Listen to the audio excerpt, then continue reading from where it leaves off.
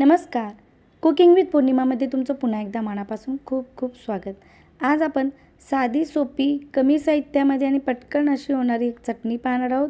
ही चटणी चवीला तर सुंदर लागतेच, तितकीच तब्येतीलाही तिचा भरपूर असा फायदा होतो. कारण यामध्ये आपण भरपूर असं टोमॅटो आणि भरपूर लसूण वापरलेला आहे. टोमॅटोचे तर फायदे सगळ्यांना माहीतच आहेत, पण लसूण जो थंडीमध्ये हार्टसाठी भरपूर उपयोगी पडतो, तोही या निमित्ताने खाल्ला जातो. चला तर मग पाहूया यासाठी लागणारे साहित्य. इथं आपण घेतलेले आहेत लाल मिरच्या, या पिकलेल्या हिरव्या मिरच्या आहेत, ज्या बऱ्याचदा घरात सुकून अशाच पडतात, त्याचा वापर केलेला आहे. त्याचबरोबर 2 बेडगी मिरची आहे, लसूण आहे, जिरे, मीठ आहे चवीनुसार आणि टोमॅटो.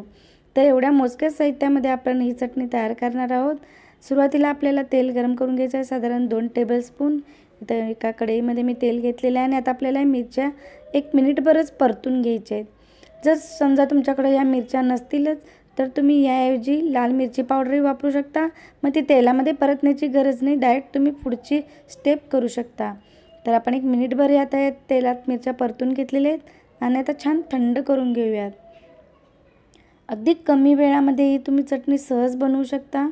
तर आता मिरच्या थंड झालेल्या आहेत. आपण आता बघूयात. तर आपण टोमॅटो छान कट करून घेतलेले आहेत. तर आपण आता एक मिक्सरचा जार घेऊयात आणि त्यामध्ये आता हे सर्व साहित्य काढून घेऊयात. तर आपण मिक्सरच्या जारमध्ये लसूण घेऊयात. एक मोठा गड्डा आहे, साधारण 20-25 लसणाच्या पाकळ्या आहेत, 1 टीस्पून जिरे आहे. त्याचबरोबर आपण आता टोमॅटोही घेतलेलं आहे.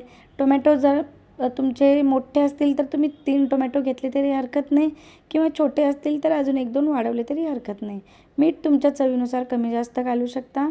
आणि मगाशीच सांगितल्याप्रमाणे जर तुमच्याकडं मिरची नसेलच तर तुम्ही लाल मिरची पावडरही वापरू शकता. आणि आता याची एक बारीक अशी पेस्ट करून घ्यायची आहे. मिरची तुमच्या आवडीनुसार तिखटाच्या कमी जास्त करू शकता. बेडगी मिरची मी फक्त रंगासाठी वापरलेली आहे, ती नसेल घालायची, नाही घातली तरी हरकत नाही. तर आता छान बारीक पेस्ट झालेली आहे. ह्याच्यामध्ये पाण्याचा आपल्याला अजिबात वापर करायचा नाही आहे. जर तुम्ही पाणी घालून ही पेस्ट बनवलीत तर तुम्हाला इथं जास्त वेळ लागण्याची शक्यता असते, कारण आपण ह्याच्यामधलं जे टोमॅटोचं म्हणजे पाणी असतं स्वतःचंच, तेच आपण ह्याच्यामधनं ड्राय करून घेणार आहोत. म्हणजेच मॉइश्चर जे असतं ते आपल्याला ह्याच्यामधनं काढायचं आहे. जर तुम्ही तशीच ओलसर अशी चटणी ठेवलीत तर ती जास्त दिवस टिकणार नाही. तशीही ती राहतच नाही, कारण चवीलाच इतकी सुंदर लागते की तुम्ही महिनाभर ठेवू शकणार नाही. पण जर टिकवलीत तर ती महिनाभर आरामात टिकेल. तर त्यासाठी आपल्याला ही प्रोसेस करणं फार गरजेचं आहे.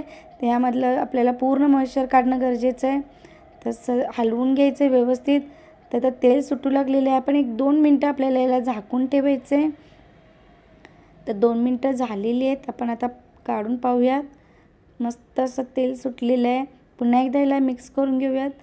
इथं टोमॅटो बऱ्यापैकी आंबट असतात, पण तुम्हाला जर आणखीन थोडीशी आंबट अशी चटणी हवी असेल तर तुम्ही अर्धा लिंबू पिळून याच्यामध्ये याचा रस घालू शकता. इथं मला जास्त आंबट आवडत नाही त्यामुळे घातलेली नाही आहे, पण थोडीशी साखर घातलेली आहे जी चव बॅलन्स करते.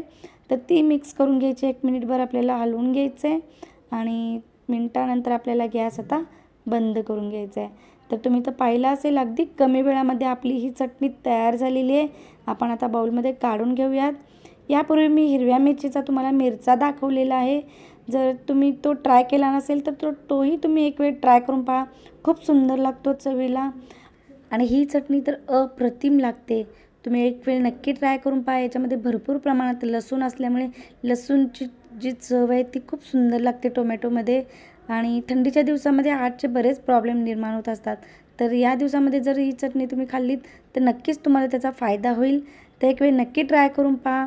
तुम्हाला जर माझी रेसिपी आवडली तर लाईक करून आणि कमेंट करून जरूर कळवा. चॅनलवर जर पहिल्यांदाच आला असाल तर सबस्क्राईब करायला विसरू नका. सोबतचं घंटीचं चित्र आहे तेही प्रेस करा, म्हणजे माझ्या नवीन रेसिपीचे नोटिफिकेशन तुम्हाला मिळत जाईल. पुन्हा भेटूया अशाच काही रेसिपी घेऊन. तोपर्यंत बाय बाय.